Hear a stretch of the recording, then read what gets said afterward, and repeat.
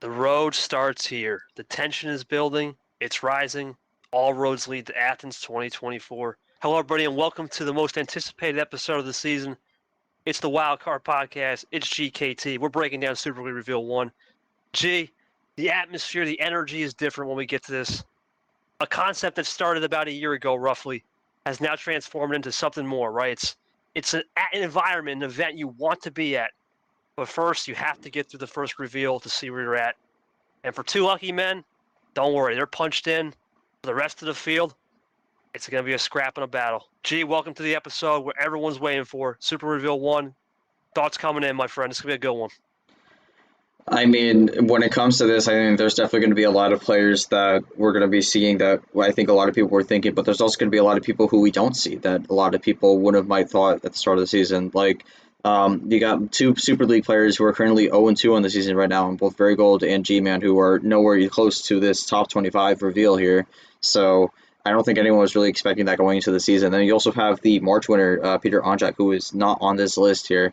So quite a few players that a lot of people thought might have been on the list early on, not even anywhere close, and have a lot of newer people here showing up. So going to be a lot of surprises here and a lot of different expectations as we go through this. But I'm looking forward to it. We're going to run down 25-1 here, and we're going to go from there. This is actually being recorded before the actual reveal show is happening, so not quite a first look at it because the reveal show is going to happen by the time this recording comes out, but we're going to have our first discussion of it as we look forward into Tournament 3 after this first reveal show.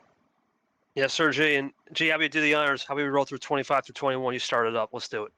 All right, sounds good. So we're going to run 25-21, and then we're going to jump into each specific player. So as a note ahead of time, all of these players are 2-2 in record. So we'll jump into it, but I might also say their specific game record as well. So let me just make sure I have that already. I do. Yeah. Okay. I just wanted to make sure I had it in hand. So let's start out with number 25. So at number 25, we have with a 15-12 game record, it is Darkrin from Missouri. Number 24 with a 14-15 record from New Hampshire, Austin LaPlante. Number 23 with a 13-12 game record from California, it is Ghost. Number 22 with a 13-12 game record from New York, it is Christian Tago. And number 21 with a 10-15 game record, it is Drip from California. So before we jump into each specific player, any thoughts about those first five? Nah, you know what, G? The only one I'm really shocked, in my opinion, that's down here that kind of made is Dark. He had a more of a suspicion resume. I think out of those five, he was more of the weakest one. So he made ALP's another one. But Drip, Ghost, and Tyler, they're exactly where they need to be. And let's kind of talk about them one-on-one. Started off with Dark. Go for it, G. Yeah, I mean, you definitely see also with some of these game records, some of these people still a bit stronger game records than others, but also have to consider also the strength of schedule as well. So definitely something you see in the general AP polls. So that definitely did play a factor into here. May not be as huge right now, but later down the line you might see some very big differences as we go on. But let's jump into some of the more specifics. I mean, 25-21, we're kind of looking at the outskirts here, so probably not going to jump into it too much. We'll start with Dark here. Relatively disappointing March, but had a pretty decent April. Had wins on Aiden Smith, I believe, if I'm not mistaken. Yes, and Austin Rogers lost to Chomik in a very close 5-4 game. Unfortunately, that was really the highlight for Dark so far. Lost to Sam England in March and hasn't really been able to do much there because had that April run, but really not a lot of great wins. But it does have a 2-2 record. It does have a positive game win record. So had a close game against Chomik. I think that's his highlight of the season so far. But unfortunately, not exactly the start Dark was hoping for. It is enough to make it into number 25 on the list, but he still's got a long way to go. And moving to ALP, obviously ALP had that stunner G against Peter Anjak. Peter was stunned himself, right? The March defending winner was that right there. But you wonder with ALP too as time went along, was that a run they can contain? He did get the win against Kev, which when you talk about strength of schedule, it was okay. It wasn't a specific quad win, it was just a okay win. And then he had the loss to Abian. He was Mr. Max, right? 7-7-9. Good March, but following it up in April, that Tago loss, G right off the bat, you start to wonder, was there some card luck elements in that run? Was there some, he struck lightning once. Did the field catch up on his play style? I think ALP is going to be in a position, just like all these players are, not the worst position. You want to be in the initial first 25 is nice, but it's going to be a make or break tournament, especially for a guy like LaPlante who has a unique style where he can flex a +4 or +2 finish. Very rare in the league. We see that nowadays. Let's see if he continues to space it up and have some more flexibility as we move on to 23 Ghosts, which G will take here. I mean, just one quick comment on the plant here. You think of that on-jack win, you thought it was a great start to the win. That win has aged horribly so far, so that does not help the plant here. So he's going to have to look for some more wins here that could potentially have better long-term value here as we go along. But jumping into number 23 here with Ghost, I mean, Ghost had a very disappointing March as well. Was essentially nowhere in that tournament. A lot of people were really disappointed with the outcome. Lost to Nick 4-1. Nick not in this top 25 here. He is not ranked, so not a great loss to have at the start of the season. But then come in April, tournament 2, had a good start against Larahuo, gets the win there, 4-2, and then was able to take out Logan in a 4-1, and had a very close, almost had a reverse sweep against DJ, 5-4, just came up a bit short. I think it's a similar situation with these last three, just not really any great wins so far, maybe an okay win at best, but definitely needs to find more throughout the season. But I think with how April went, there's more optimism to look at down the line. Really good job for Ghost, though. At least he has the DJ loss right now. It's carrying a little bit, right? We talk about quality wins versus quality loss. That quality loss, and maybe a little bit of a reform. Maybe he starts to find a little more form. We talked about it compared to Nick. He could be on the one to watch list. Maybe moving up to top 15 come T3 at the end of the T3. We'll see. He could be on the bubble there. But Tago next up. Well, for Tago, obviously, really good loss. Obviously, Chomik, that aged well, unlike the Peter win for ALP. That aged really well. Chomik just made himself a Final Four. So good job from Tago there despite the 0-1. Good job to get back on the horse with ALP. Lane is a lane win right now, what you can say about there. The Tapir one's interesting because Tapir has one less tournament. We'll talk about that a little bit when we get to him. It's a little bit different, right, than most wins because you have one less tournament. You have to kind of balance that out. I think he learns a lot more lessons. With Tago, there's two things I look at for him. He tries to avoid 7 cards as one noticeably, and 2, does he have more in the tank than just light switching when he's behind? He needs to get up almost similar to an Ard, right? He needs to get up early in a series to control the series. He's not a guy that's going to come back from behind a lot until he starts understanding that you can't just play one style of a light switch. Tago will be someone to watch. I think G could be similar to Ghost. Could be potentially breaking into the top 15 if he gets a good run. But a lot more work to do for the New Yorker for sure. And then we go to Drip, the last one. G, take it. Unless you have any thoughts on Tago here. Yeah, no, I think you covered everything with Tago there. We'll jump into a Drip here for the final one here in this first batch here. I think Drip overall has played solid for the most part, just as unfortunately not really gotten the results he needs. Lost to Stingray in the first tournament in March in a very solid showing in a 4-2 loss. Was able to get a run going in April, though, was able to beat Seth Cole, which is probably his best win of the two. Then was able to take out Myth in a very close 4-3. Both matches ended up 4-3, and then got swept by Captain 5-0. I mean, not exactly the start you were hoping for, but I think the one positive here is Drip has pretty good losses so far, so that's why he ends up at number 21 here, gets ahead of some of these guys a little below him. I think he's got to find some of those good wins in the future if he wants to get out of this range. Definitely has the good losses to spare him, but I think he needs to turn one of those losses into a win here. So definitely something that Drip's going to have to look at going down the line, but ends up at number 21 here. I don't think it's been a terrible start to the season per se, but I think people are hoping for a little more as we went along. And I think all I would Drip 2G is unconventional plan Drip. It works. It can definitely work. We saw with Sting, right? Those two guys are very similar. They have unconventional ways of playing the game, a lot more technique than a lot of people think. When's that technique going to actually turn into performance and execution? We're going to need to see it, especially in round 1, but especially if he gets to a Sweet 16, can he use that energy that he just learned in his first career one to maybe make a second one and make a deep run. We'll find out. Now, G, for this next graphic, I mean, I'll do this one, but remember, we're going to do something a little different because of the old 15 people get in. The 16th spot will be reserved for a D2 champion, and we'll go first two out, as I will explain. So number 20 will be our friend Carson from Texas, the sophomore class winner for March. Number 19, our only guy from Indonesia, Abian, taking it at 3-2. And Carson was 2-2, the last 2-2 guy of the group there. I'll be a big shocker at number 18, Charles Sanford at 4-2. Remember, has a DQ win. And then our next, he's from California. A lot of Cali representation in the league, of course. The next two, we're going to start with our first guy out. We'll go with 16 here, a little bit backwards. It's going to be Yepez at 3-2 and Brock from Georgia at 3-2. Gee, I'm going to take this one with Carson. We'll go work our way down. Carson had a really weird, we talk about the loss to Mitt. Obviously, a lot can be said. It just wasn't the best game on his end in certain aspects. Some could say Cardinal, whatever. Wasn't the best win, but he did have a nice loss to Brad, which is looking good in March. And his wins, let's see here. His wins were okay in March, right? You get a Caesar win, which is big at this point, considering where Caesar's at. That's a good momentum booster. And you can never throw out a Clint winner because even though it's Clint, it's a good guy just to kind of get your feet wet in terms of building a platform because he gives you all these kind of different crazy looks, but not so much for the resume. But he's good in terms of player performance. He's seen every style.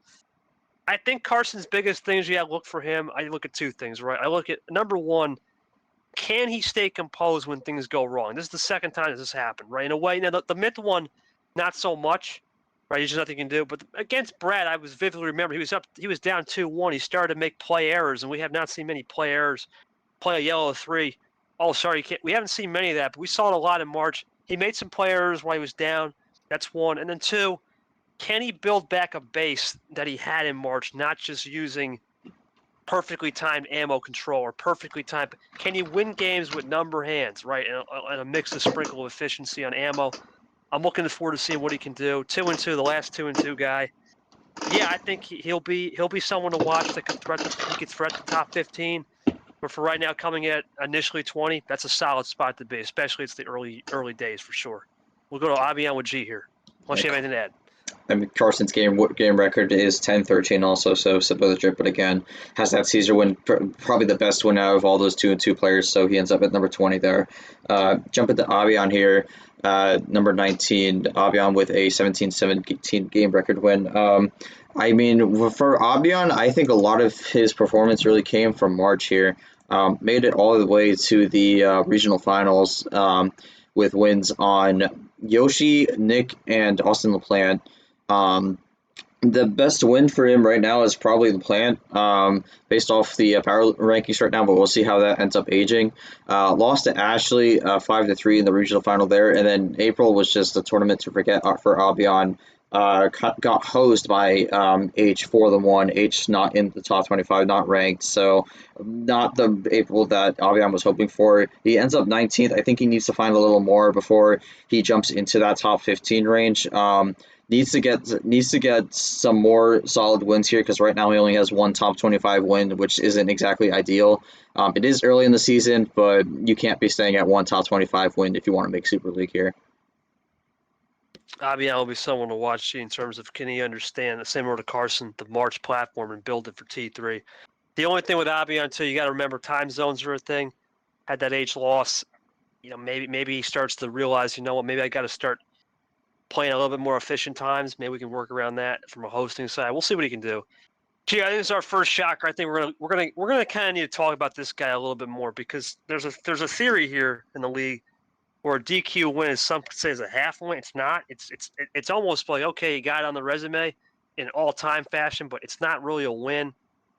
I'm going to give you this one, Charles Sanford, because we had a difference of opinion. You had Charles a little higher. I had him around. I think a lot of the guys had him around right here. So we'll start with you, G, on Charles Sanford. Explain why he's this low as I believe that's our first Super League player, right? That's our first Super League player that's on the list. Right. Of course, don't include the people who are not ranked right now, but yeah, I mean there were some different opinions overall for Sanford here, all over the table. I think a lot of people were thinking that in the naked eye at least, Sanford is playing relatively well for the most part, but made it to the regional finals in March. Came up short against Jesse Turner, but did get wins against Stephen Cologne, which isn't exactly amazing, but it is a win still. Got the win on bow tie and a sweep, and then was able to take out Clay Wolf 3-2. The only problem is that right now, none of those players are currently in the top 25. So no top 25 wins currently on the season because also has that DQ win against Eric Monaco, but then loses to Chomik in the round of 32. So Sanford has good losses right now, but he doesn't have a top 25 win right now, which at the moment, it's not a great look for him currently. So he's going to have to find something a little more here in these upcoming tournaments. Otherwise, he could potentially stay below this bubble here because right now he's not even in the first two out. He's currently within the first four out. So not exactly where you want to be right now, especially for someone who was in a generally good spot last tournament. Of course, this April last tournament for him, it didn't really end up very well, but it was really the tournament 3 and tournament 4 where he really shined here. So we'll have to see if he can jump into that kind of atmosphere once again to bring himself back up here. But Charles Sanford currently out right now, but that's probably not the biggest shock at the moment. No, and when they'll add Jimmy, this guy was the fourth best player in the league last year in terms of the last Super League real rankings, and the three ahead of him, let's face it, some of those were just not in the league anymore, some issues. This guy really is the second most experienced player in the league. He has 75 career wins, 128 straight. He knows what to do. This guy has been here around the block. Remember, he's not a guy that's just, oh, okay. This is Charles Sandman Sanford. I would think he figures it out, but to see him this low as our first Super League, excluding, obviously, you said yourself, Golden Peter, right? And, of course, the other three that are not here anymore. It's a wake-up call to say, hey, you know what? I can't just take it. Everyone, remember, you and I both said Charles Sanford versus Lamas for the Masters class. It's not happening that way. We got some new contenders, and I just wonder where his head will be. I think it's going to be a very motivated Charles Sanford in T3. I got a gut feeling. I think he's going to go balls to the walls here and not let split ammo like Chomik had to him in round 2 get to his head. I'm going to give you this one because was that? I'm just doing this clarification. Game win record is 18-12 for Charles Sanford also, so one of the better ones, but still ends up 18th here. But go ahead. Yeah. I'm going to give you this one because you've been high on Brock all season, so take Brock because I know you love this guy. Go for it. Yeah, I mean, I did pick Brock to win the rookie class here. His game record 16-12, so pretty solid overall. Has had okay runs in both tournaments so far. I mean, you look at the March. Started with hang on, I completely lost him. Hang on. Yeah, okay. So it started with a 4-1 victory over Aiden Smith and went full distance with DJ Curtis, ended up losing 4-3 there. So unfortunate end there, but played relatively well. And then was able to beat Kev Shearer in April, took out Eli Gabret, both in 4-1 results. Eli probably ends up being his best win so far in the season. And then loses the Monkey 5-1, which had raised some eyebrows for some people. Brock ends up at 17th at the moment. I think he has a lot of good play here, but I think he needs to build a better resume here. Right now, he doesn't have terrible losses, but we'll have to see how that ages as the season goes along. But same thing with the wins as well. But I definitely think Brock's going to have to look for a bigger run than the Sweet 16 if he wants to look to make a Super League. So Brock definitely looking for more here. I would keep your eye out for him come Tournament 3. But that's where Brock ends up right now. But let's jump into our last one here. I'll say the game record, then give it to KT. I think the biggest shock so far, 16-16 game record. It's our defending Super League champion, Diego Yepes. He is currently the first one out of Super League. KT, I'll give you this one. What are your thoughts about this? This is confusing, man. This is a very confusing resume. Now, I want to say this and preface this. Yepes is supposed to be being the people he's supposed to be. Let's not beat around the bush, right? He was in the champion row, and he took care of Lee, he took care of Zay. That first loss to JT takes that first bullet, as my friend Sapir likes to say, first bullet. That was a sign that he said it was a fluke. Okay, it's a good loss. But the loss to Captain, despite it being a good loss on paper, there's some eyebrows and concerns with Yepes, in my opinion. Now, the 4-3 to Ed, look, was he playing around? Does he play down to opponents? You could see that. There's some theory behind it. I still think that was truthful. I think he needs to worry about when he doesn't get the hands, this drawing back style. It's too obvious, and people are taking advantage of it. I think Yepez is going to make an adjustment in his game.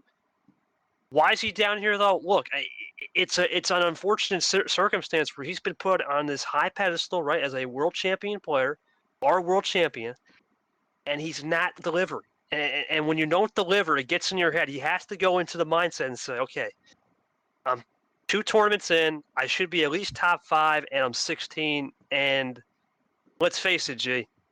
Yepez is an unknown character in T3. Remember, we don't have data until we get to T4. We know T4 is where he can cook, but the problem, G, is remember when he cooked? That was a conference format. And we're never getting that back. I mean, I'd be stunned if we get it back. But because of that, he's in a peculiar spot where there's no more chaos, right? The rules and loopholes have been closed off. The style's different. He can't just full send every game. I think Yepez will turn it around in T3. I still have hope and faith he will. I mean, you can never bet against the WC. But there are cracks in his game that he needs to realize. It's good losses to Cap and JT. Excellent. It's what's keeping him. It's what's holding him. But the wins, and you got Ed win. You got a Leo win. You got a Zay win. That's not where it's going to get the job done. It's basically similar to another guy coming up very shortly. But the only difference is the other guy has an interesting resume compared to this. And we'll talk about it a little bit later. But yeah, I think Yepez he's in a peculiar spot here. But we saw last year he was in a peculiar spot. I mean, all last year really till Super League he was kind of peculiar, right? No one thought the 10 seed could win. So never count this guy out. You can never count Yepez out.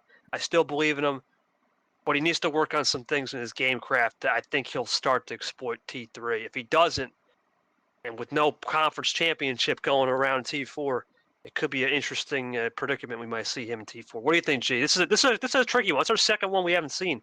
So that's Arya. Obviously, the 2 people we're not going to mention. Yourself, Gold, Yepez. That's 7, right? It's gone. That's 7/10 of the field is gone. So that only leaves 3 of them. So talked about the 7th player here on the Super League not making it in the first initial rankings in top 15, which is crazy. It's early in the season, so this isn't exactly the panic button yet, but I mean, to see Yepez, the person who won the Super League last year, not technically be in the field if we ended it today, really, really unexpected. I think a lot of people had Yepez in. I had Yepez in my initial rankings from the start of the season. I did say before I didn't think he was going to be one of those buy players. I think he was going to be in that sort of mid-lower pack, like probably like the 10th to 12th range. But yeah, I mean, this has been a bit of a strange start to the season for Yepez because he doesn't have any bad losses really, but just has not gotten the start he was hoping for. And it's been a really unfortunate struggle so far because I think one of the unfortunate situations with being the 1 seed is sometimes there's just there's a possibility where you aren't able to get access to as many wins if you don't make those deep runs or you get upset early. So unfortunate start for Yepez here, but we'll see what he can do as he can get those wins potentially down the line. Yeah, Yepez will be an interesting character, G. So that means we are going to go first 2 in, and we're going to go. I'm going to let you handle this one, G, because there's a lot of interesting names. This is going to be probably the most talked about of this group here, other than the top 10. There's a lot of interesting names. We got some old school guys, and we got some fresh faces. Go for it, G. Take this one, so I took the last one. All right, sounds good. We're just going to roll through 15th to 11 here. 14th and 15th will be the last 2 in here, just for clarification. So let's jump into it. At number 15, with a 3-2 record, match record, and a 18-16 game record from Brazil, it is Julio Cesar. At number 14, with a 3-2 series record and a 15-12 game record from Texas, it is Sean Ard. At number 13, with a 3-2 game record, or 3-2 match record, and a 16-14 game record from Florida, it is Cody Lamas. At number 12, with a 3-2 series record and a, where is it? I can't find it. Where is this person? There it is. And a 17-16 game record from Washington, which, by the way, I'm going to make this random comment. That is an ugly flag. Brad H. At number 11 with a 4-1 match record and a Um, 22-13 game record from Michigan. It is top here. So, initial thoughts on that list, KT? We'll start it off. Jay Caesar, similar resume. I was just talking about Yepez. Well, he's basically in the same boat. Very similar resume. Now, Caesar, look, we have the Stingray loss, dang good loss, but that Carson loss weighed him down a little bit compared to the guy ahead of him, which was Ard. Now, Caesar, look, internet aside, right? Let's put that aside. Let's not talk about that. It's not an internet show. There's a lot of things to like about his game, but it has evolved. What Caesar has said on record, quote unquote, KT, I got to start making E8s. And until I see that, it's hard for me to say he's going to go anywhere other than this bubble line all year. He knows he needs to make it. If he gets an E8, okay, he'll start thinking he'll sniff that top 10.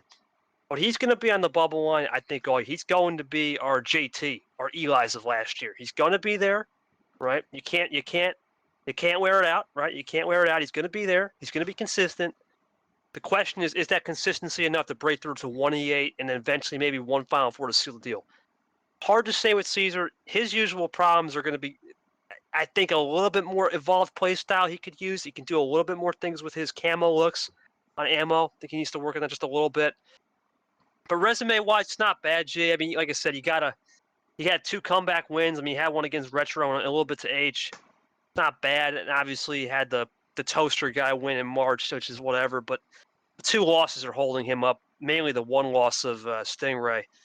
The Carson loss was the only downside to where you really couldn't put him against Ard, and that's the only thing that's holding Ard's up because that's probably one of the more controversial ones. So, G, talk about Ard. I know Ard is a guy that he's a character, right? Let's put it that way. But to see him 14, he was here. He's an old school figure. He was here from the start. He was around this line. I remember last year entering T5, he was at 15. Is this the typical Sean Ard style? Get to the bubble. Is he going to be a bubble guy all year? What do you think about Ard coming here at 14? I could definitely see Ard be someone who kind of just lays down and stays around the bubble for most of the year, to be honest. I mean, pretty solid start, all things considered. Doesn't have a single bad loss so far. Was able to beat Andres Allen in March and then lost to Jesse Turner 4-2, which the aftermath of that game was a bit chaotic. And then in April was able to beat Jeff Bolton and Peter Onjak, and then was able to, or unfortunately went down to Ashley in an unfortunate 5-1 there. So 2 relatively good losses there. For the wins, a little bit left to be desired. I mean, I think the best win so far is Peter Onjak, and Peter Onjak is nowhere close to the top 25 right now, so needs to find some more wins throughout the season if he wants to stay above the line. Currently in the last 2 in, but I think he needs to find a good win if he wants to stay there or go above it. But I think it's been a solid start, all things considered, for Ard. I mean, last year was not exactly the start he was hoping for. I believe he was 1-2 at this point in time, so definitely needs a little more as we go along in the season. But is still above the cut line right now, so definitely a good thing because last year he was at this spot and was below the cut line. So the expanded field definitely helping Ard a little bit here. Helping him out. We all know Art's round 1 merchant, G, and this guy, he rarely loses in round 1. It's just round 2 is the key with him. And let's see if it's really new Art, right? If he's actually just done with the characters and takes those losses in stride and makes runs like he did with Ashley, we could see a little bit of a resurgence. Now, these next 2 spots, this is the first metric that really comes into play. It's called head-to-head. And here's the thing with Cody versus Brad, right? If Brad doesn't beat Cody and Cody beats Brad, Cody's ahead of Brad. But because Brad has that head-to-head, it's a neutralizer, right? Doesn't matter what you do. They played on the field, and Brad got the job done. Doesn't matter if Cody was sick. He knows that, right? Until they meet on the field to get that 1-1. It's like you and Cody if you ever meet. You guys are 1-1. Right? Yeah. Until we get that split, we have to give it to Brad. Now, Cody, the big thing with him is he's got the biggest fish win. Right, he knows he's got that KT win. No one's been able to say that right now. He's got the KT win, which is huge. And for Cody, I mean, let's face it, he's got the Brad loss as well, which is decent, really good. Right, the guy ahead of you, and he's got a captain, right, to a champion loss. His wins, okay, they're not okay. The KT win, whatever, right? That's the big one. But the Vapor one is okay. It's more late mid pack, down mid pack, right? It's in the mid pack. Clint is Clint, right? You can't do much by Clint. But he's had all his wins in this tournament, right? Compared to March where he had nothing. Start 0-1 to come back from 0-1 to 3-2. Gee, that's a solid start for Cody. I know you didn't have him in your initial field, and look, let's face it, G. This is 9 out of 10 Super League, but he's the first one on the list from last. He's the only one other than myself, which is obvious. Thoughts on Cody? At least define the odds of the Super League guys, because no one. Oh, I'm high on him, but I know not many were. Thoughts about that? I mean, I think for Lamas here, the thing that really saved him right now and made his resume way stronger is that K2 win. If he doesn't get that K2 win, I'm not even sure if he's in the top 20. But I think for Lamas, that KT win was the boost of adrenaline he needed to get back into this bubble hunt, and he lays right now at 13th. I think he needs to do more. He needs to build off some more of the momentum he built in April, because March was a tournament to forget there. And you also have to consider also that Brad, when he faced KT, did not get the job done, but Lamas did. So later down the line, you could consider that as a way that Lamas gets ahead of Brad here. But Lamas did lose against Brad, so that is the overall difference there and why Brad gets ahead of Lamas. But Lamas, with the boost he needed in April to get back into the bubble hunt, there's definitely going to be a lot of people who look at what Lamas did in April and try to replicate that in some way to get back into the picture. But overall, that's really what Lamas needed, and he's going to try to look more for those runs deep that get him deep and those good wins that help his resume further. But let's jump into Brad here, since we were discussing him so much for the Lamas entry. You want to take that one, G? Since I did Lamas, you get Brad, or you want me to? Yeah, I could do Brad. I think for Brad, this is kind of the opposite tale here. A lot of his run came from March here, and I think he had a relatively good run to make it to this point. Had the win on Lamas, which ends up being a pretty solid win. Gets the win on Stingray, which ends up being a pretty great win, and then gets a win on Carson, which ends up really doing him well. That is 3 top 20 wins right there, which is really good. But unfortunately, lost to KT 5-1. Obviously, not really the result he was hoping for, but he still made it to the Elite 8, and he was a 15 seed, remember, so not a lot of momentum going into there. But you also have to consider. Oh, wait a second. Is that issue? There we go. Let's fix that. It was the M game. Yes. The M game. That is not a really great loss to have. That really hurt him. I think he could have had a possibility of being in the top 10 conversation if he did not have that M loss. So, I mean, April was just disappointing. Kind of anchors him down a bit, but still ends up 12th in a relatively good spot. He has some really good wins early on this season, so he could really use that to build off his resume further and further, and he could be someone who could rise for higher and higher up here. Because with those 3 wins, all top 20, he's put himself in a very good spot right now. It's just he cannot be dragged down by these bad losses. Brad, look, I'm going to say this about Brad, right? I know there's a lot of things we can say about him off the field, right? The sickness, this plague, that's all gone. Summer's coming, Brad. The weather's way warmer now. We're not in the cold depths anymore of February and March. All joking aside, look, Brad, there's a couple things I'm looking at to see where the style can evolve. When I played him, I noticed 2 things. I noticed one, hesitation. And this is a common problem in many leagues, G, not just Uno, in life and sport. You can't be apprehensive. He needs to make more clean-cut plays. And number 2, the biggest thing with Brad I see is his drawing is very peculiar. The way he draws back on certain cards is very peculiar. It seems like an old school OGR style that he's trying to work out with those practice cups. I think he's got a good ceiling, but the head-to-head overall is the only thing carrying him right now. Because let's face it, G, Brad is a kind of guy that you almost think he could be a E8 guy or he could be round 1. We don't know. He could be a boomer bust player, and a boomer bust resume we saw last year. That was basically your quote-unquote vapor resume from last year. It was very boomer bust. We'll see what he does in T3, but I'm more interested to see what Brad can do, not just T3, but in these cups coming up to evolve his style, and I'll take note of that. But last one, G, is Tapir. Look, we had a tough time ranking him, right? Remember, we have a rule here. The tournament centered is a thing. Okay, let's not be – we understand if we give someone a top 10 with one less tournament, it's a little weird. That's kind of what the whole debate was. But if we put that aside, right, he's got very good wins in this one tournament. Of the Stingray wins big and the Ashley loss. So he's got one good win. Well, obviously, say what you want about Tago. It's mid-pack, and there's not much to say about James Ellison. What I look for to Tapir is wherever he goes, right? We don't know, but let's say he's here. If he can develop enough of a resilience factor, if he can understand endurance when he gets to these later rounds, such as E8s and Final Fours, we know he's got the potential to get back. If he can develop the resilience factor, I think he could be a top 6 player. He could sniff a bye. His ceiling is extremely high. When you got a guy that just comes in off cold like that, your ceiling is through the roof. And he's a player that I wouldn't say he's like Captain where he's dangerous to play. Cap's is dangerous. He could get dangerous come T5 and the first round or whatever he's at in Super League. Whatever first round he plays. I think he can make Super League. He could sniff a bye. I think the sky's the limit with this man. I'm serious. I think the sky's the limit with Tapir. If he can just build some resiliency and stay humble throughout, which he's done a great job from what I've seen, understands more of the code of ethics here in MRE UNO, which I think he will learn in D1. I'm going sky's the limit. He could be one of these guys to watch. What do you think? You got a lot of things to say about him too, for sure.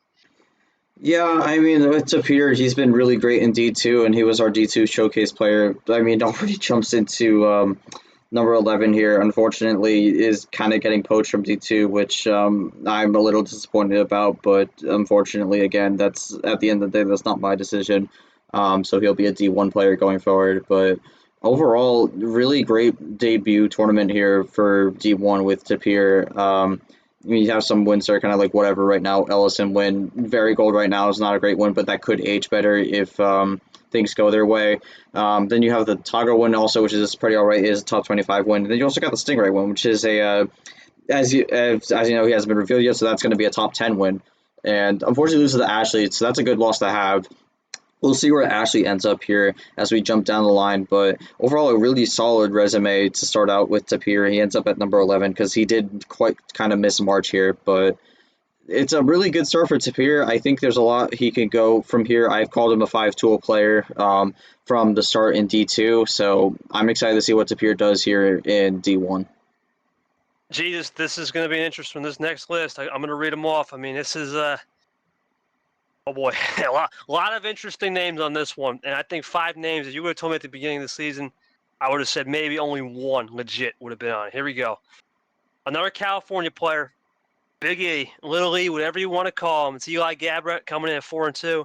And for Eli's 20-16 on the season. At number 9, engine number 9, Yummy Carrots, Monkey Boy. What a storyline for Monkey Boy. He'll go at 5-2. And he'll jump in at, 20-16 as well. Same record as Eli. Mm-hmm. Of course, DQ win. And then our guy for one of our first rookies to make the Final Four, Nam, coming in with that P3 from March, 4-2. Obviously had an interesting tournament. We'll get to him shortly. He said 4-2, and his record is, 21-18. And then our next two, and to preface this, the sixth overall will be a bye. So this is our last non-bye spot if we started today. Stingray at 4-2, just had a big run from Nevada. Big jump compared to where he was in March, 22-17 for sure.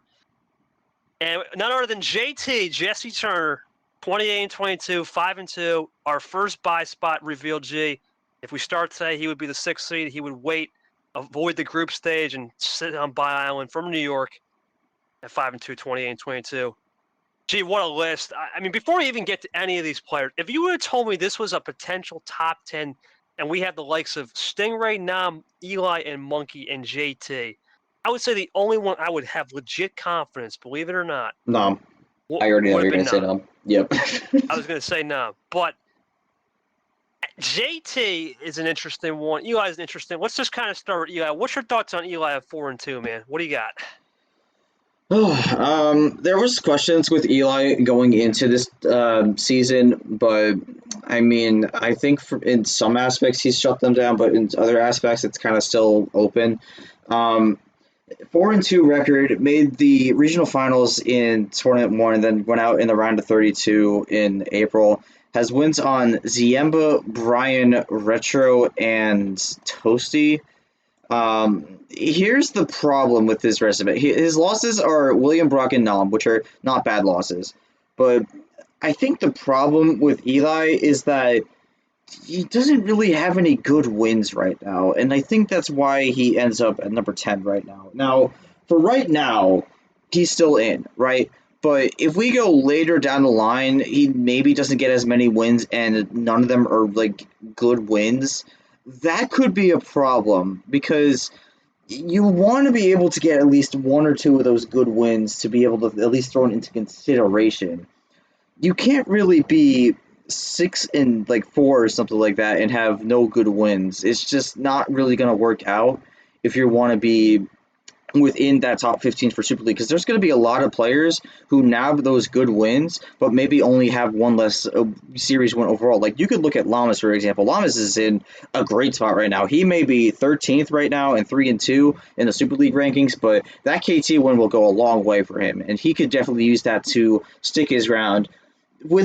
With no good wins, it's hard to stick your ground. So you're just gonna have to keep making those deep, long runs, which isn't necessarily a reliable strategy, especially if you get a hard path.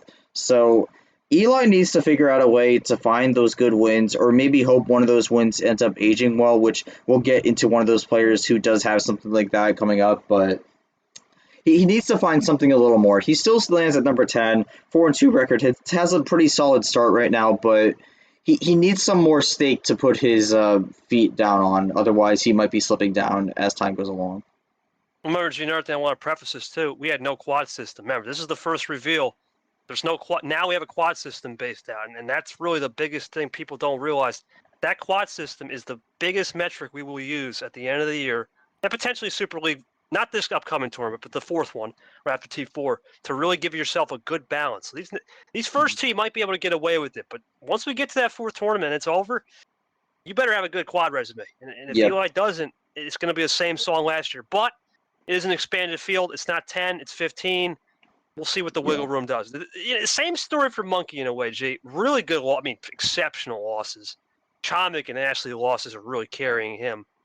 But let's face it, you have a DQ win M, which doesn't count, right? You have Vapor, right? It's a more mid-tier win. Let's go mid-tier, right? Mid-tier win. And then, of course, for Monkey, he has the Myth win, which is another mid-tier win. And then this run, Brando is not even on the board, no wins, right? And then you've got a Brock win that's okay, reasonable, right? Reasonable win. And of course, Brock beat Eli and Monkey beat Brock, so there's a little bit of common opponent there. Yeah. The thing for Monkey, G, here's my problem with this. We've never seen him in this spot. It's not like Eli. Is this actually Monkey? Are we going to see this at Monkey in May, June, July, and August? Or is it just the old March Monkey 1.0 and 2.0? It's finally faded, and he goes off into the sunset and is gone. I mean, this might be the second. We might see him next reveal, but then after he's gone. I don't know what Monkey. We don't know. He's in an unfamiliar spot. I don't know how to read him, honest to God. What do you think? It's a tough read also, and I'm going to circle back to this about the wins here. Monkey only has one top 25 win right now, which is okay, but not necessarily something you're hoping for. Only one top 25, no top 10 wins. Eli, unfortunately, 0 top 25 wins, period. So it's kind of like a same situation for both players here. But with Monkey, I mean, at least he has that Brock win. Eli wasn't able to get that Brock win, so that puts him ahead. But this is the same situation where I think Monkey needs to find those good wins to prove that he is able to take out some of the good competition that would possibly be in Super League. So he needs more of those good wins, and he needs less goofy shenanigans. Like, I think the M game was a complete disaster in all regards with the scheduling and whatnot. So he needs less of that. And he just needs to be able to beat those opponents where he definitely might be not favored. I think the Brock was a good start here, but I think he needs a little more of that to put his foot on. The Brock's one's not a bad place to put your foot on, but you're going to need more as the season goes along. So we'll see how that goes. But lands at number 9 for now. We'll jump into number 8 here. That'll be you, G, because I took care of Monkey, so you got Nam here. This should be an interesting one. Yeah, I know you're very high on Nam here, KT. Nam did make the Final Four in March, relatively good showing to start off, but here's where I raise a question.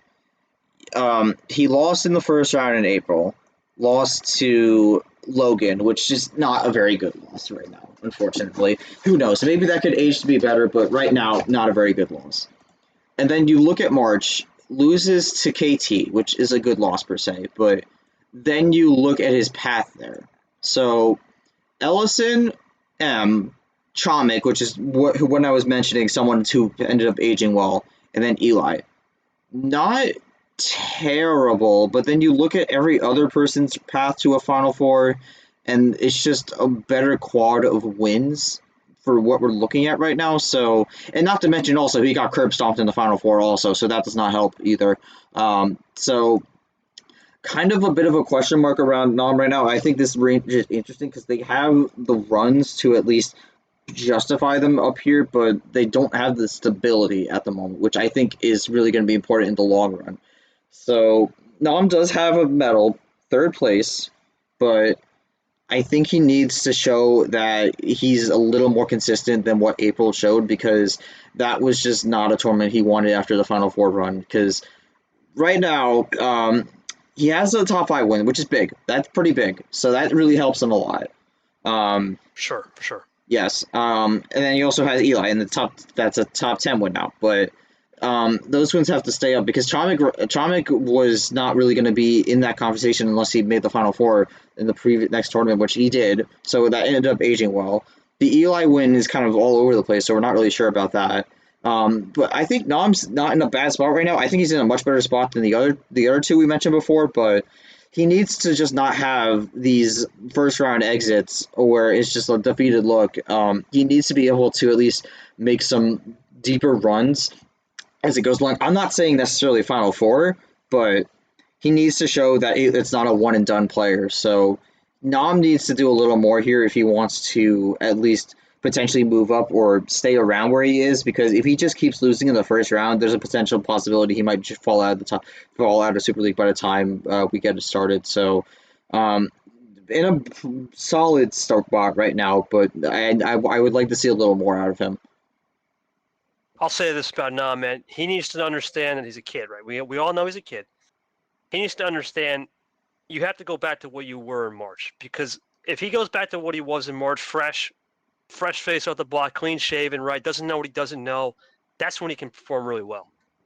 When you start to get in your head, I'm starting to become established. Sometimes, G, if you don't understand the establishment, you don't understand the environment, it's the old nature versus nurture. If you don't understand the nature of what's about to happen, you can falter. And he needs to go back in T3 on the drawing board and say, okay, I'm not this guy yet. I need to go back to being fresh, learn from the mistakes I made, join the cups, do whatever I got to do to get back into that role. If he does that, I think he can make E8s, and that's all he's looking for, right? Because an E8, and as long as he gets a couple nice wins in those S16s, build that resume, get a top 20, 15 win, get some more. You got 2 of them, right? Assuming both can stay up there. We think one will. We think Chomik will. Eli could be questionable, but if he stays motivated, for sure, that's going to get him a further resume than where it was if he just starts thinking about T2 a lot and it gets in his head. Can he stay composed and get that loss from Logan out of his head and stay locked in? If he does that, I think he's in. If he doesn't, it's going to be a bubble conversation all season, which is ironically going to be carried similar to how it was last year with JT. We'll talk about in a second. Now, Stingray, I mean, the only reason why he's ahead Nam is the losses are more consistent. You have a loss to 11 and 12, which is Brad and Tapir. And let's look at Sting. I mean, he's got a good win against Drip.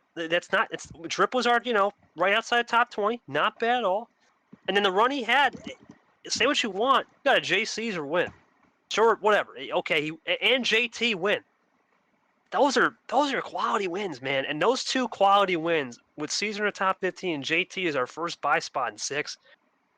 With the losses being more consistent, it was a no-brainer to put him ahead. I know he has planned Sting. I know I give him a lot of hell for it, but I do respect the fact that we can have a conversation, even though he sometimes can be a knucklehead, and say, you know what, buddy, water under the bridge, and we can move forward. That's what I like about Sting. He's a water under the bridge kind of guy. He just does it in the moment. But that's the aura we have to expect from Sting. He's a top 7 player right now. The fact that he's even in this conversation compared to where he was in March, hands down, definitely one of those players that never expected. Another rookie in the mix. He did a good job. He did a very good job, and you have to give his hats off for sure. No doubt. What do you think, G, about good old Stingray? Any thoughts to that? I think Stingray has had a pretty solid start to the season, all things considered, because right now he's got 3 top 25 wins, which is pretty good to start out. And none of them are really fringe. I mean, the lowest of the 3 is Drip, and that's 21st. So not necessarily like right at the bottom there, but it's been a good start overall. I know the Caesar game was a bit goofy, but he did end up getting the job done there. Lost to both Tapir and Brad, which are not bad losses. Tapir in 11, Brad 12, so right next to each other actually, so about in the same range. But I think with Stingray, it's been a good start, but I think for him, if he wants to go further, potentially grab one of those buy spots, I think he just needs to keep the consistency up. He needs to be making these Sweet 16s, making these regional finals. I think if he stays in that range and also gets some good wins along the way with those, he's going to be in a solid spot. So overall, I like what I've seen out of Stingray so far for the most part. I do have one slight issue with this gameplay, and I think it's his composure. Some of his composure is kind of all over the place, so I don't necessarily think that's a great thing to have right now. So I think that's something he needs to work on because that can cost him. But overall, I think for the most part, I liked what I've seen out of him so far. If we ignore the stupid 42 card start, but yeah, I've mostly been enjoying what I've been seeing out of Stingray so far. And Sting, man, Operation Sting is still in full effect for sure. Now this guy, Jesse Turner. Gee, you're gonna take this one because I took Sting. What a turnaround! I mean, this has to be. I would have said this was one of the best turnarounds, but there's another one in the top 5. But this turnaround from JT, this story. I mean, he was nowhere last year. Right, he was nowhere in terms of even sniffing a Final Four. He sniffed one out in March.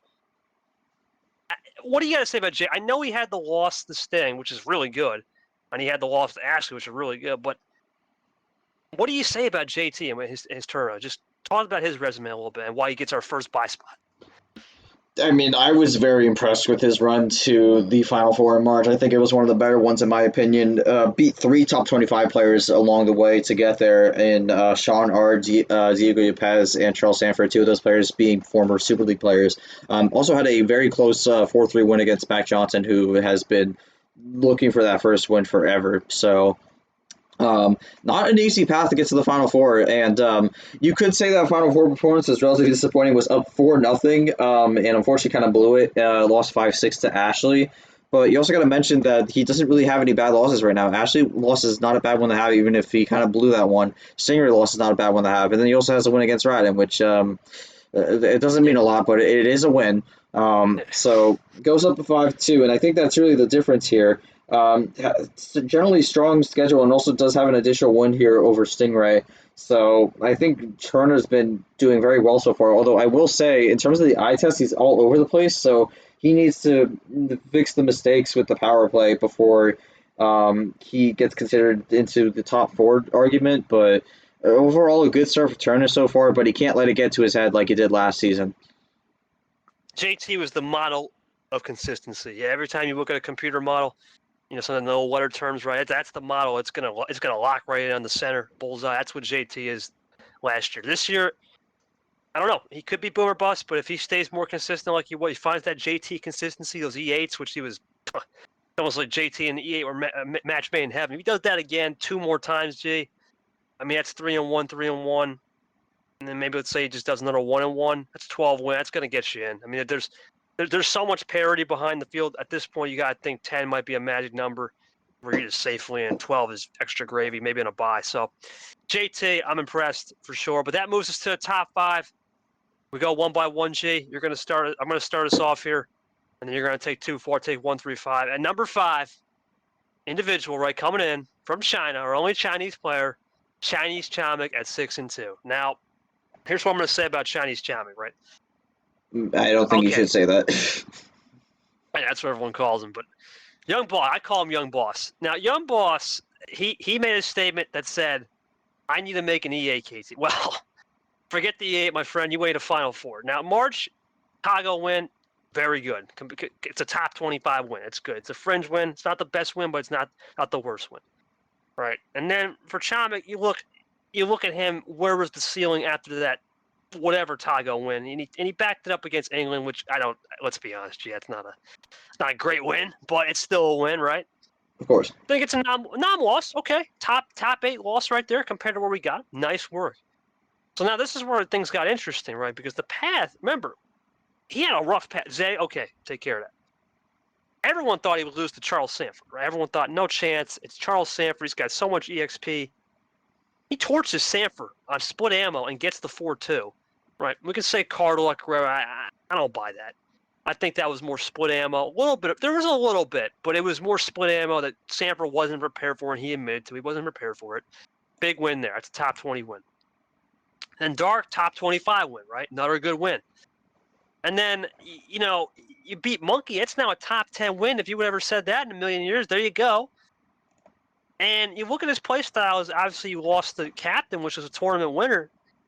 And at this point, his resume is really solid, G. I mean, it's very solid. He had to do it this tournament, though, because if it was just another one and done or a 2-1, he's not even in the top 15. Maybe he just sniffs 15th barely. This was a big statement tournament for Chomik. I'm very impressed with how he's gone about business. He's truly acting like a young boss out there. I think the ceiling is high for him because if that's really his biggest thing, everyone's talking about split ammo control, and that's really one move in his 14-card starts he loves and enjoys. I got him potentially. I mean, I'm going to say it right now. I don't think he just makes Super. I think he could make it with authority. If he makes one more deep run, he could be potentially a double buy player. Right, he's the last guy that single buys. He could be a double buy player, and he could be another rookie. That rookie class is. We're going to talk about the breakdown. I have the breakdown. Ridiculous. I like Chomik here to potentially make a Final Four again and potentially solidify himself as a top caliber player. I'm high on this guy. What do you think, G? He's got a lot of good tricks, and he's doing a good job. With the time zone hell, too. Doing a great job. Yeah, I mean, a lot of people were optimistic about Chomik going into this.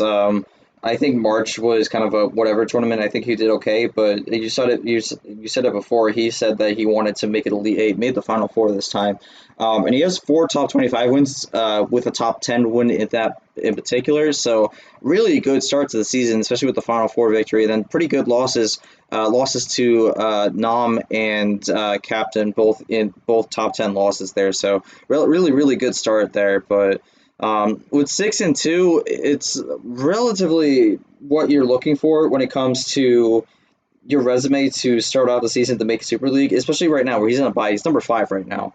So I've liked what I've seen out of Chomik, but some people would think maybe he should be higher, but that's not the case. He's number 5 here. Let's jump into number 4 here, which maybe some people might be shocked, but I think there's some relatively good reasoning, and I actually pretty much agree with this.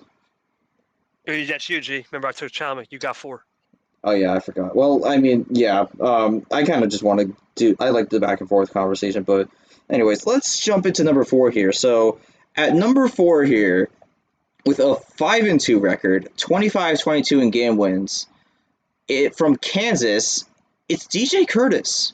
Another one. Now, the immediate thing that jumps out to a lot of people is that Chomik's at 6-2, Curtis is at 5-2. And Chomik also, generally speaking, has a better game record than Curtis. So the question is, why is Curtis ahead of Chomik? But when you look at his wins and how he's gone about this season, it starts making a little more sense here. So let's jump into this. So, of course, starts out with a Leo win, not bad. Yoshi win gets better. Then gets a Ghost win, so that's top. Well, I'm in April, so let me backtrack a bit for a second. Apologies. Yeah, go to March. So let's go to March here. So let's start with March. So Lane Sanders, which is whatever. William Brock wins, so that's already a top 25 win, and then loses to KT. So that's the tournament winner right there. Relatively a good loss to have, and then you jump into April, and with April, so you start with DJ, starts with a Leo win again, not bad. Yoshi win, getting better, and then we get a Ghost win, another top 25 win. And I think the main difference to why DJ gets this spot right now is that his 2 losses are to the 2 tournament winners. We don't know where KT and Ashley end up right now, but they're at least in the top 3, and that is the best pair of losses in the entire league by far. He has only lost to people who have gone to the final here, and it's not even close to anyone else. He has solid wins for the most part, with generally speaking 2 top 25 wins overall, which may be a little bit less than Chomik, but when it comes to his type of gameplay, he keeps it close with most of these players here, and he's able to come out on top. He has that clutch factor to pull out the victory when all hope seems lost. And I think for that really goes a long way for DJ. I think this gap is incredibly close between the two, but I think right now with this early in the season, I think it ends up being where Curtis beats the one who beats it out with the general consistency so far in the season and overall the amazing losses he has. So along that with some good wins as well. So Curtis barely gets the edge out here for the victory. Katie, I want to hand it over to you for DJ specifically. What are your thoughts about this one? Two things I'm going to say. Number one, I completely agree with everything you said. We both had DJ Unison number 4. I thought we were on an island, but we had a lot of people that agree with me and you. And you have to look. You're looking at, you lost to a person that's been to 2 finales, right? A tournament winner.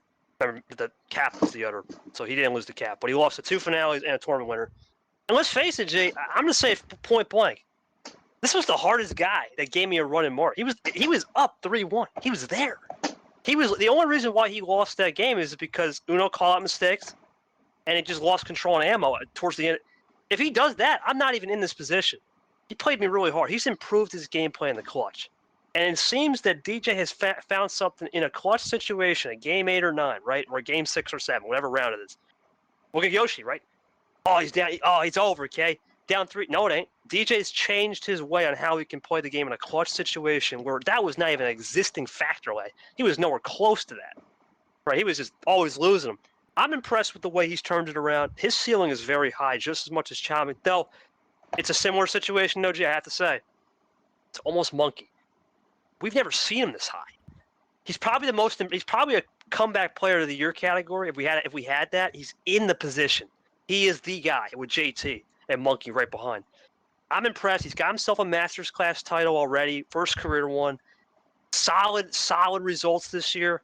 You know, you look at DJ. He's not been a guy to have solid. I think I could be wrong. I think he's got 2 top 10s on the year. Let's see.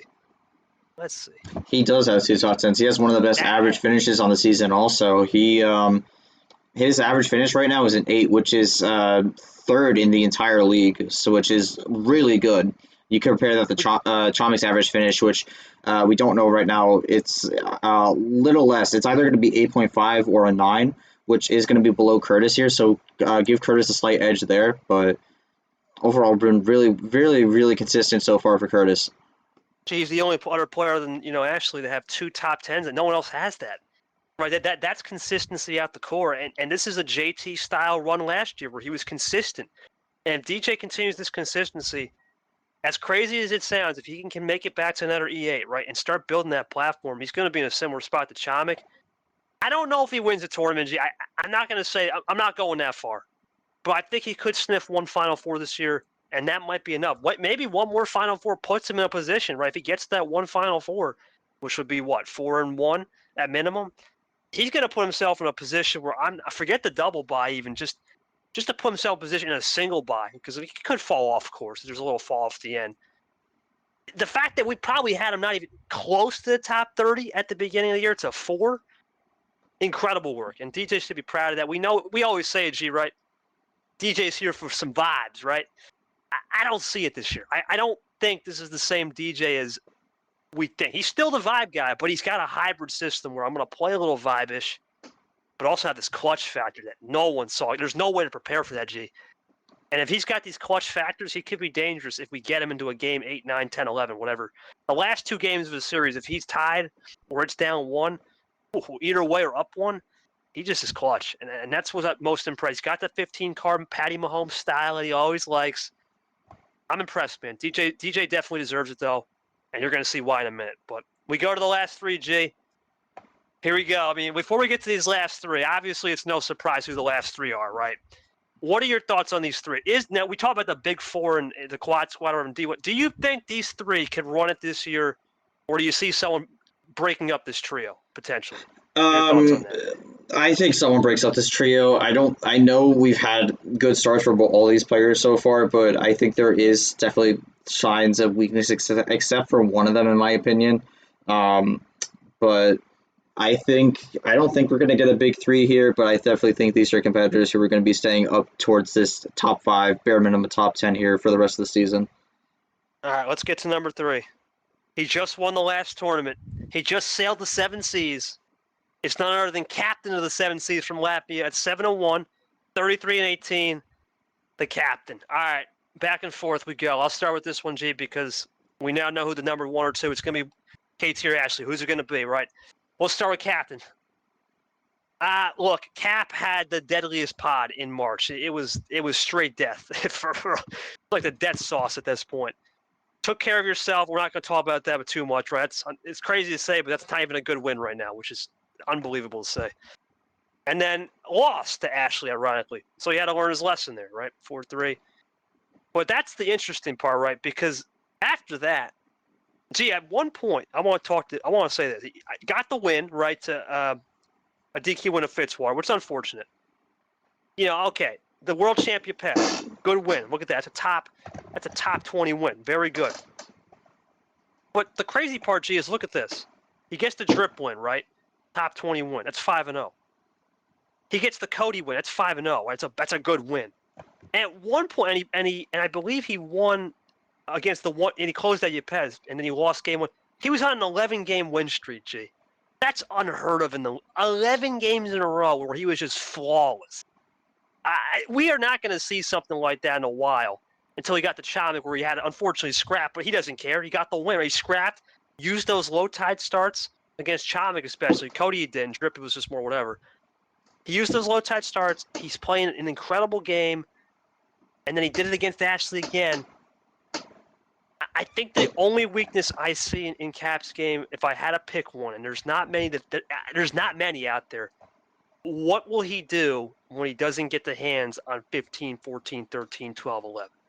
That's the only thing I'm waiting to see from him. If he gets that figured out, forget the limit, G. This is, at this point, forget a double bye.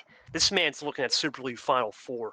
If he figures that out and gets to where he needs to be on that limit of the upper tier package and gets the hands where he doesn't get the hands and figures that out, I'm seeing great things. I really am. I'm high on this guy. I switched him out. I remember I switched him out of my updates for Ghost, and it's looking like a genius play because he's automatically locked. Remember, it doesn't matter. Cap could theoretically crap the bed the next 3 tournaments. That's true.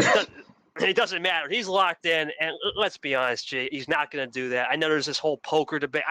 Why would Cap do that? I'm shutting that down right now. If he wants to do it in T5, okay. And you know what? You got a double buy locked in, okay, maybe. He's not doing that. This is captain of the 7 Seas. He's going to continue to ride that momentum. I'm buying Cap all day. What do you got for Captain, G?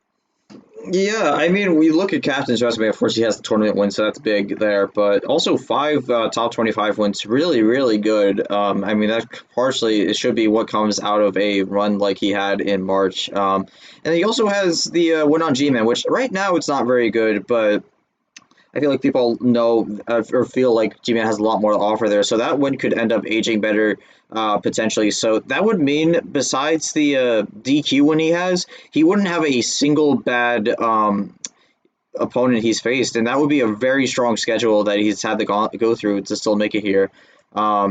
Gets the win there, but I think the one thing that puts him at number 3 here is he's only 6-1. Had him even...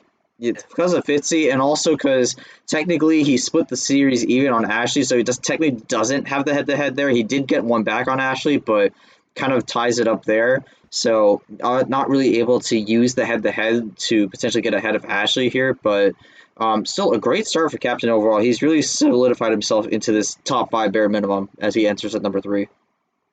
Now, Jay, you talked about a weakness. Is this the guy you're going to refer to as the weakness, or is it going to be one of the first 2? You said weakness. Is this the guy that's just pure clut, or do you see a weakness in his game? In my opinion, it's number 1 who has very little weaknesses, but okay. Let's jump into that right now. So we know it's between KT and Ashley. I mean, that's pretty obvious, but the question is, what is the order? So let's not waste any more time. Let's jump into it. At number 2, they are the March tournament winner at 7-1 and a 37-16 game record from New Jersey, which I'm looking at this graphic right now. Unless I have been living under a rock, I do not think that's the New Jersey flag, but whatever. They changed it, G. They did change it. It's They terrible. did? Okay. Well, terrible. It could be worse, but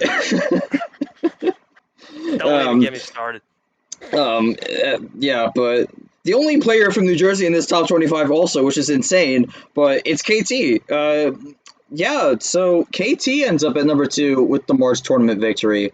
Could be a bit of a shocker to some people. I think a lot of people thought he'd be number 1, but no, KT ends up at number 2 here for the March. I'll start off since KT's with us here.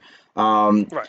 We look at the March run, of course, and I need to find which region he is. There he is. Starts off with the Radin win, which I wish I could erase from my memory forever. Then gets an Acosta win. So far, not great, but he is the 1 seed. So unfortunately, at the start of the season, that could be expected. But gets the Curtis win, so that's already a top 5 win right off the bat. Then gets a Brad H win, which is a solid top 25 win there in itself. Then runs the gambit, beats Nam in an absolute blowout of a game. That's top 10 win, and then beats Ashley in the finals. So in that one tournament alone, you already have already have 4 top 25 wins. Really, really good start to the season. And then we jump into April here. You have the Bye Island. Then you blow out, absolute blowout against Zach A and Aforo. Then lose to Lamas here, which Lamas is a pretty solid loss, all things considered. But I think some of it could be added on to the fact that Lamas is able to beat you. So Lamas ends up at number 13. So that's a top 15 loss there. Not bad.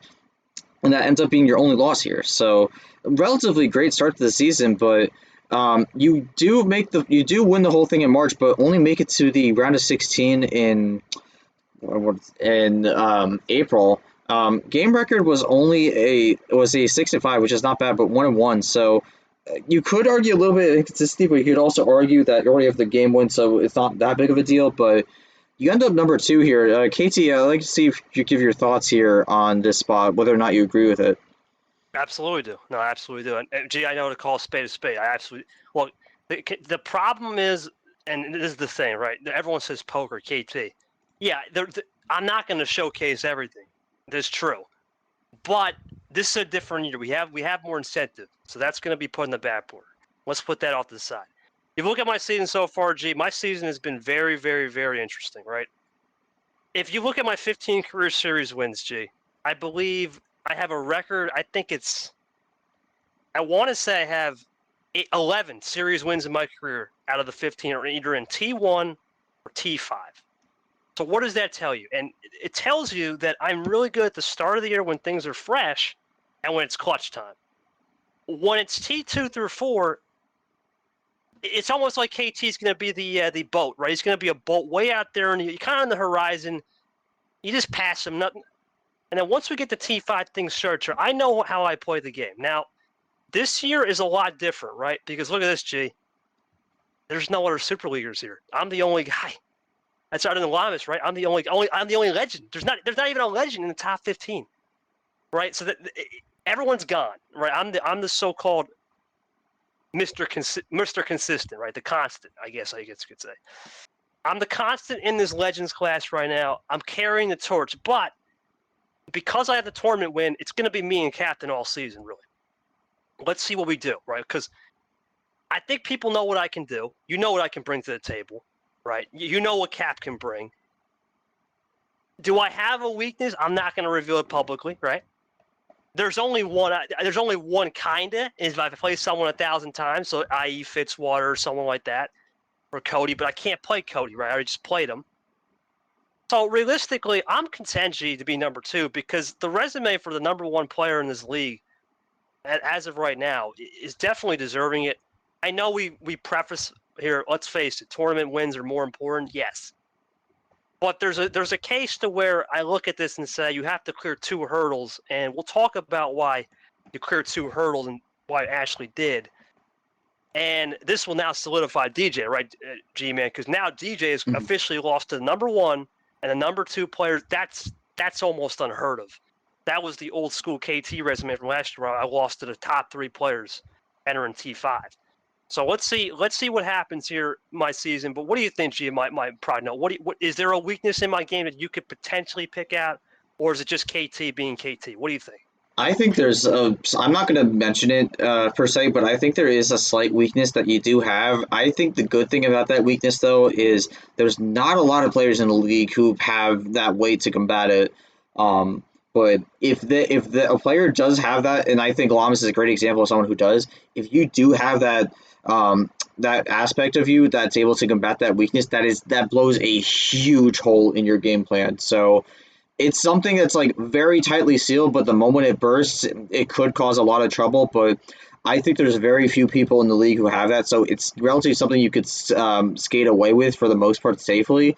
But you do have the tournament win right now, so even if you do have an implosion in one of these tournaments, it's not the end of the world. But obviously, you're trying to look to get that bye. Just because you have the tournament win does not mean you're guaranteed the bye. So still got a lot to play for here. So I'm saying so a lot, but essentially, right now, a really great spot. But the regular season is not over yet. Still got a lot to play Long way to for. go.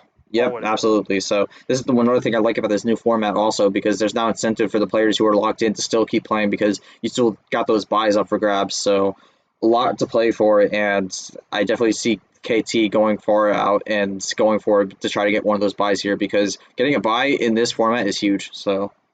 Even a double buy almost puts you in a even better spot. So we'll see. But now let's get to the last player, G. At number one, this is, in my opinion, undisputed 54. So that's crazy. 54. 54. They're not even close. 9-2. Double silver medalists. Ashley from 4, number 15 as her number. Let me look at this and break this down right. When this person comes in as a world champion, I'm a world champion player. Okay, let's see what you're made of, right? Let's see. You go into the toughest pod all season, right? At this point, it's going to be going down as one of the toughest all season, and take care of H, right? H was looked at as the preseason favorite, G, in the sophomore. He was looked at as a preseason Super League, and he got swept, absolute host, right? 4-0. Okay, that's like a top 30 fringe, outside top 30 win. Okay, then you got the captain win, right? And a captain loss, as we all know, so it's a split on cap. And then you take care of Monkey, who is a top 10 player. Look at that. And then you take care of, that's right, Abi, another top 20 player. Then you got a big win against JT, who's a top 6 player. And then you lose to the second best player right now in KT in your first finale. That's a damn good start. You're looking at, okay, I built the platform right there. Now, the next tournament, Bi Island. We were both on Bi Island. Well, it performed better for sure. MGR, say what you want, decent win. That's a top 15 win again. DJ Curtis is the 4th best win in the league. Right, 4th best. That's a 4th ranked overall player. Big win there. And then you top it off with Sapir. That's another top 15 win. Gee, what is that, like 6? She has. I checked it. She has. If I'm not mistaken, with 9-2, that's 7 top 25 wins, I believe. That's absurd. At this point, G, despite the captain law, I know we're not supposed to lock in people, but if she does this even just one more time, makes a Final Four, it's automatically at this point we're gonna have to see even an epic proportion blowout to say she's not in. Number one player, 100%. Now the weaknesses, there's one I see. But right now, from what I've seen, the fact that she came from a 10 seed to basically a number 2 overall, there's not a lot there. There's not a lot to really pick. There's a couple I'm going to say, and the one thing we talked about is the power play we talked about. That seems to be corrected. The only thing I could see potentially is a potential composure issue when things don't go the way of 5 and 6 or 7, right? I don't know if this is true, but I don't believe she's touched that package all year. 5, 6, I don't believe it. Right? That's about it. That's all I can see. This is one of the best resumes, G, I've ever seen, because we just did a little bit of a win column thing. Gee, 54 wins is more than you in your career. 54 wins is now the 3rd most in the league history, and she's only 2 tournaments. If this continues at least 1 or 2 more times, dare I say, G, at this point, she could easily hit 100 wins, buddy. If she does it 2 more times, it's very possible. we're not going to see something like this where we have a number one player that has 17 more wins than a number two player. The only difference is double silver. That's all I got. There's not much really a cherry pick. I don't see where the issue is of putting her. I know we're supposed to set the precedent. Championship belts matter, right? Realistically, we have to put that aside. You make back-to-back finales in a full version of the league where 60 people plus are playing and do it consistently like this. You're at number one, G. What do you got to say? This has been one of the best runs in league history. We just have to appreciate it because there's not much else to say, for sure. 88 games career play, too. Crazy. Yeah, I mean, you take a look at Ashley's resume. Obviously, some people know she doesn't have the gold medal here. She has 2 back-to-back finales here, but she has wins on number 3, number 4, number 6, and number 9, which is absurd. That's already 4 top 10 wins. No one even comes close to that. And you also have to mention, also, she has the second best pair of losses in the league with number 2 and number 3. Only gets beaten by DJ Hurtis with a 1-2. So she's on all fronts. Besides winning the whole thing for the tournament, she's ahead in every single metric. And I think that's really what makes the difference here to be ahead here, because she also has 2 more game wins than KT. So I think or 2 more series wins, and I think that's enough to justify it. So in a way, you might be disappointed. Ashley might have been disappointed with getting back-to-back second places, but I guess the silver lining, that pun intended, is that she has a phenomenal resume to start the season off, and I think she's really going to be someone who's a contender going forward. Definitely someone you got to watch out for in the Final Four, and I think the moment she loses to one of those people who are in that bubble picture, that's going to be a humongous win. I mean, someone like Yepes, Carson, maybe even someone who's currently not ranked right now, that would be a huge win to have to boost their season back up. So, I mean, right now, Ashley's got to be the one of the people being hunted right now in terms of getting a win over her. So, going to be looking forward to see how she handles that. But she's going to be the one who ends up capping off our first Super League list at number 1 here. KT, what are your thoughts overall on the list?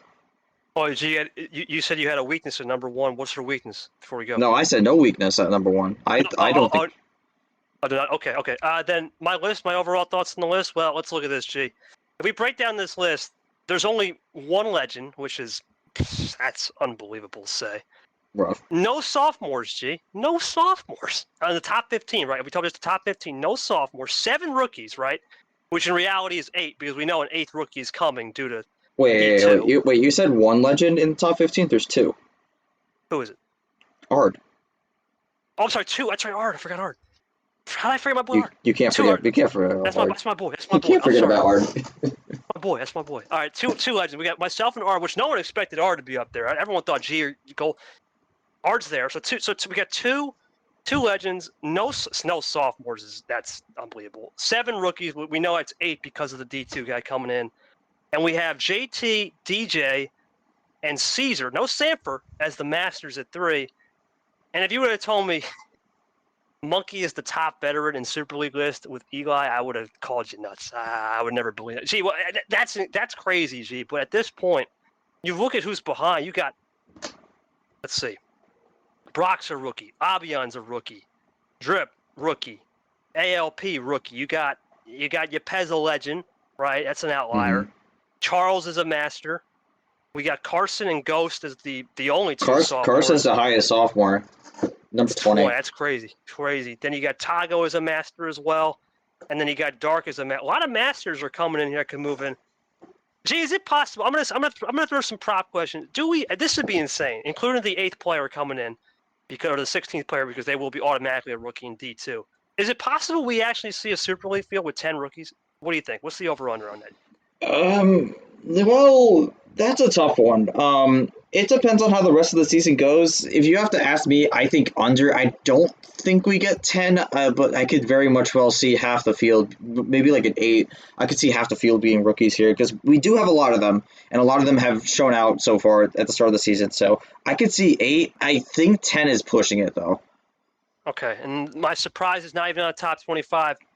The 5 of them have to be G and Gold. That's no brainer. And my next 3, unfortunately, as much as I like this dude, I think he's got a lot of what do you call it, verbatim. Like he's got a lot of what's the word, opportunity. We always talk about him having Yoshi's 3, man. I mean, we thought this would be his year, right? Because if Yoshi could get taken care, he can take care of business against those clutch rounds, which means the first 2 rounds and maybe a Sweet 16. He hasn't been able to show it. That's a disappointment, and he knows it too. H is a massive disappointment.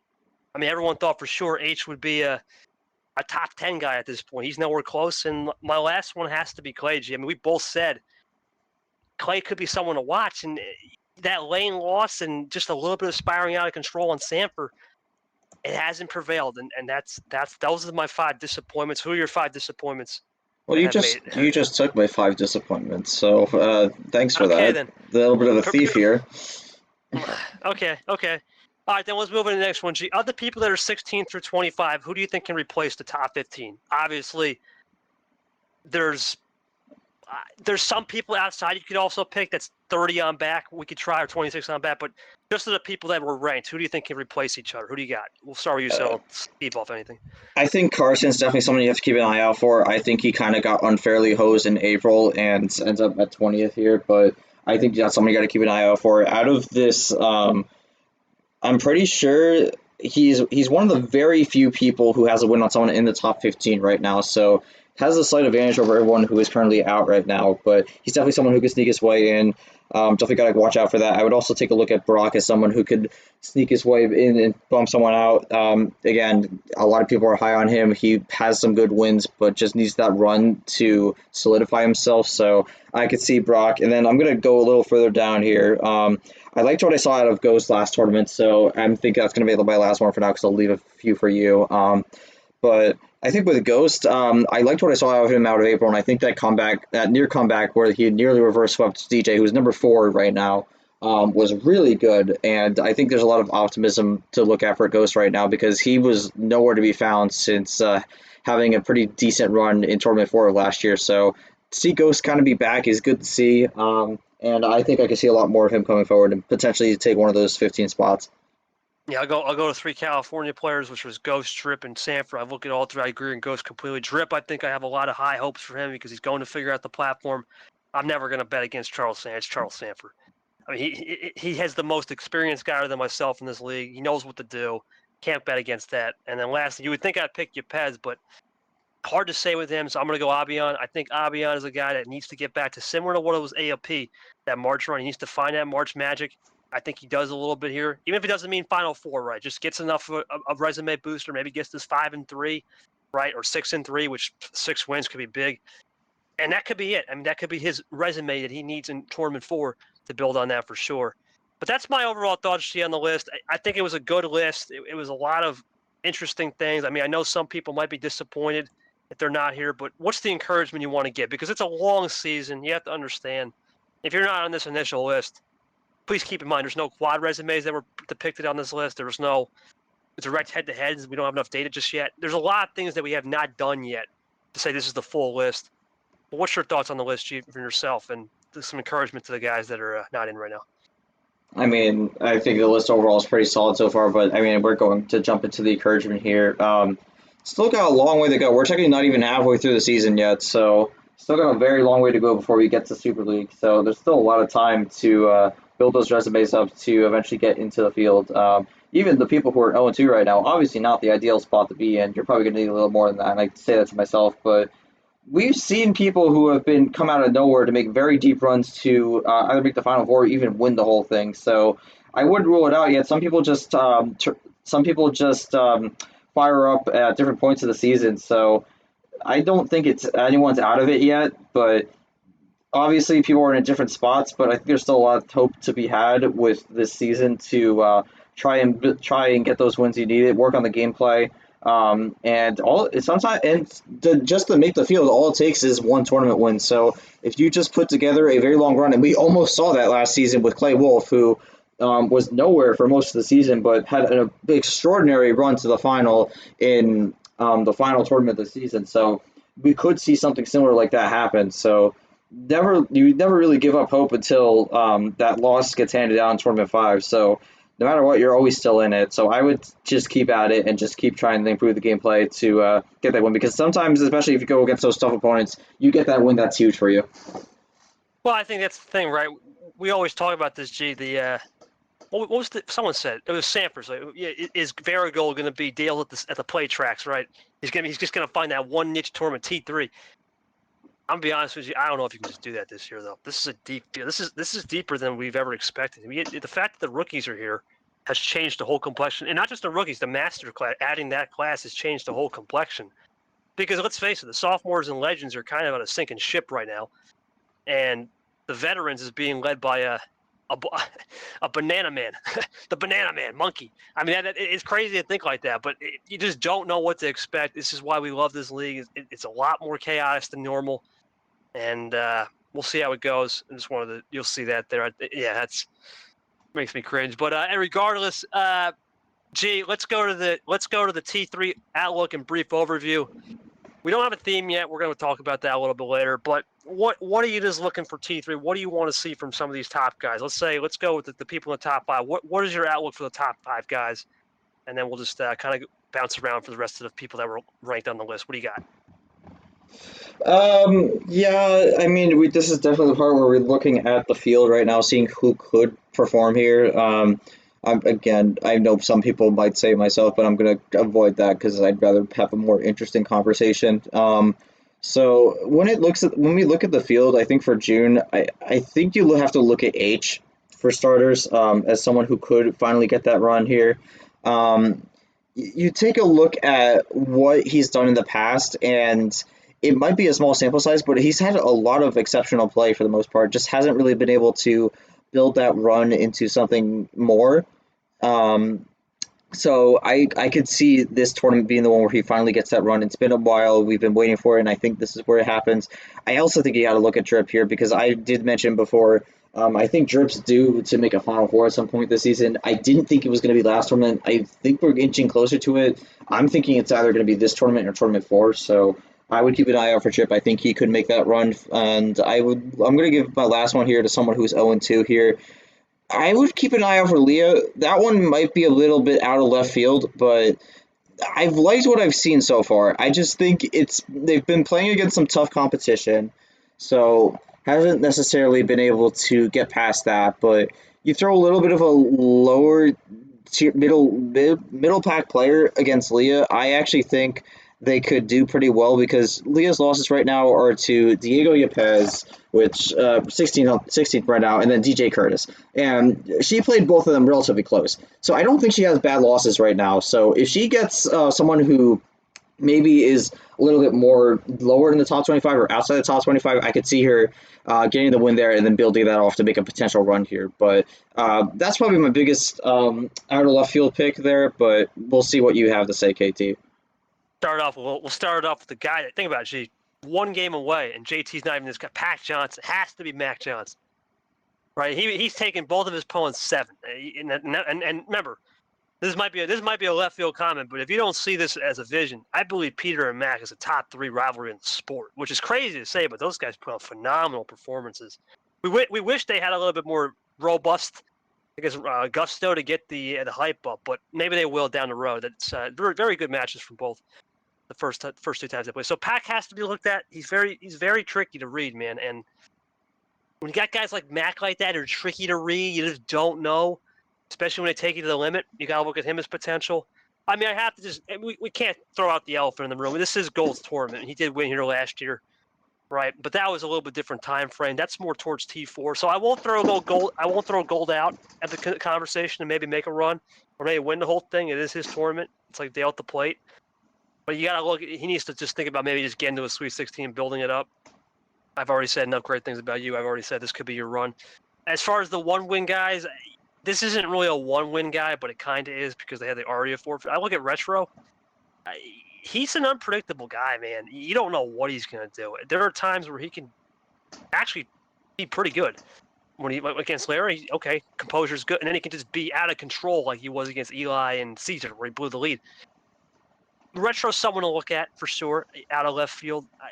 Yoshi's another one, right? We always talk about them. But the one I don't think people are looking at a lot, is Nick. I don't think people are looking at him a lot because Nick is in an interesting spot. He has the ghost win, right, which is it's not bad, right? It's not bad at all. It's a top 25 win, but then he's got losses, I believe, to MGR, right? And then, of course, he had the loss to who? I'm drawing a blank. Tell me, G. For In March. Ghost, MGR, or Nick. Nick, yeah, Nick. hmm Yeah, Abian. I'm sorry. Yeah, There it is. Abian in March. a little slow on sugar there. So many names, man. So many. I try my best. But yeah, no. Nick could be someone to watch. I want to see what he can do. He's a pretty dynamic player. I know a lot of people. The rumors you don't want to play him in round one due to the motivational factor. Kind of how it was with H. You really didn't want to see H round one. Ask Abian how that went. We'll see if Nick can do something. I think he's going to be one to watch. And I think you had Nick actually as a Super League player, if I'm not mistaken, from the beginning of the year. So maybe this is the year. Maybe this is the tournament. He can break out. I'm not sure.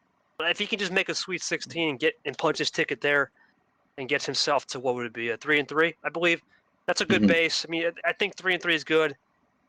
And then the last thing I'll say, where's that bubble line? How many wins do you need? I think, remember, I want to say something last year, G. The fact of the matter is Peter Onjak was the number one ranked player entering T5, and he had 8 wins. Okay, now we have an extra round this year. We have 9 wins already. We have 7 from KT. We got Cap 7. We got DJ at 5. We got 6 from Chop. That bubble line is probably gonna be around 7-8 wins. I think that's gonna be it. If we had the bubble line at what, I think Ard was ranked top 15 at 2 entering the last tournament, which that's ridiculous. I'm just looking at this old theory here. I'm thinking 6-7 wins at minimum is going to get you in that convo, but I think 7-8 is where it's going to be at. Who are those 7-8 win guys come season's end? We're going to have to scope out with a microscope. We saw what happened last year, G, when we were doing debates and stuff. That took, 2 or 3 days to figure out, plus ballots, which who knows what's going to happen with that. But the point is, I think I'm interested to see what the bubble line will be throughout the season. I know the computer did simulation where 12 was the most someone would get. I believe in the win column, which was Varigold. That's going to be blown out of the water, too. I think someone's going 15 plus, which at that point will get you a double bye. Well, I'm interested to see how it is. It's a very interesting debate right now in conversation. Any final thoughts before we wrap it up, G? Here we go. Yeah, I mean, you look at this bubble right now, and there's definitely a lot of people who could still make it in that weren't really discussed today, but I think that's kind of the beauty about this because I think we have a really competitive D1 so far, and there's a lot of people who are in this battle for the Super League bubble, and there's not a lot of people who are in the relegation battle, so that's something you like to see. Yep. That's another thing we'll probably discuss in a later episode, but not really a concern right now, but when we get closer to the end of the season, that relegation battle is going to be heating up, and it's going to be something that we will have to discuss about. But we'll see how that goes. But overall, I think we've had a generally solid start to the year, and I look forward to seeing when we do the next episode of this, where we see how the Super League bubble has changed. It will be, G. It will be interesting. Obviously, for those of you who don't know, the fans at home, T3 is starting. We are looking at, around May 17th, 18th. That will be with Memorial Day coming up. We will have a little bit of a scheduled break there. I think we're going to have a couple days. But regardless, this should be a quick tournament, G, as in it's going to be May 17th to somewhere around June 17th, 20th. We're going to end. We've had a great job on pacing all year. It's been about 29 to 33 days of actual game playing. Not bad at all. And press conferences have always been good. I'm excited. T3 is going to be fun. It's not our technical first summer tournament. It's a late spring this year because we don't have a vacation KT or anything. So it's a late spring tournament, but the first summer one will be legit T4 and T5 will be our first 2 summer tournaments. But this will be our closeout this spring. It's almost like the transition. We started in winter in February, then we moved into the T2, which is spring. Now our spring, kind of a late spring one from early to late, and then we go into early summer and then straight up into mid-late summer to close out the year. And then we go into the almighty Super League, which will commence somewhere in September. But for myself and Jay, follow us on Apple Podcasts, Spotify, of course, our home base, YouTube. Leave a comment, subscribe below. Should be a fun one coming up in the upcoming months. We're going to see you next episode, which will be the big episode, right, G? You and me talking about whatever theme the tournament will be in T3, covering round 1, whatever that will be called, the number 1 seats and all the fun. We're back. We're looking forward to it. For myself and G, hope you guys enjoyed this back-to-back. We're signing off. We'll see you in a couple weeks.